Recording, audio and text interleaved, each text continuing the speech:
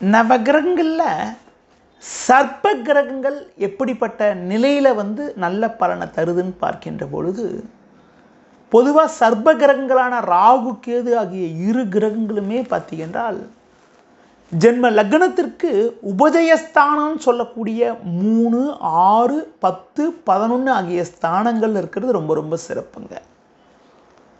உபஜயஸ்தானமான 3, 6, 10, 11 இருக்கின்ற பொழுது நல்ல பலனை ஜாதகருக்கு தருவதற்கான ஒரு வாய்ப்புகள் உண்டுங்க. அடுத்து பார்க்கின்ற பொழுது ராகு கேதுவுடைய பங்கை பார்க்கின்ற பொழுது அந்த கிரகங்கள் நின்ற வீட்டதிபதி பலமாக இருந்தால் ஒரு நல்ல பலனை தருவதற்கான ஒரு வாய்ப்புகளை உண்டாகும். பொதுவாக ராகு நின்ற வீட்டதிபதி ஆட்சி உச்சம் பெற்றிருப்பதும் கேது நின்ற வீட்டதிபதி ஆட்சி உச்சம் பெற்றிருப்பதும் ஒரு நல்ல நிலையினை தரும்.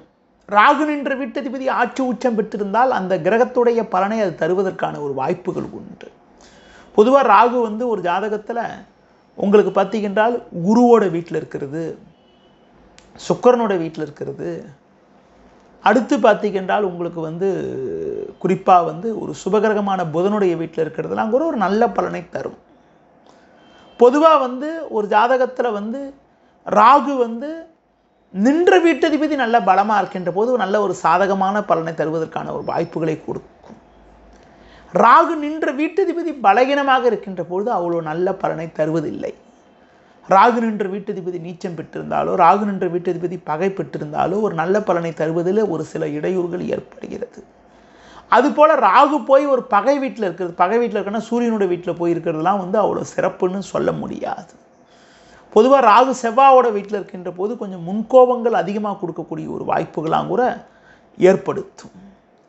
ராகு நின்ற வீட்டதிபதி கேது நின்ற வீட்டதிபதி என்ன கிரகம், அந்த கிரகம் எப்படி இருக்குது, அந்த கிரகம் சுபகிரகமாக இருக்குதா, அந்த கிரகம் பாவகிரகமாக இருக்குதா, அந்த கிரகத்துடைய இயல்பெல்லாம் பார்த்து தான் நம்ம ஒருத்தருடைய ஜாதக பலனை நிர்ணயம் பண்ணணும்.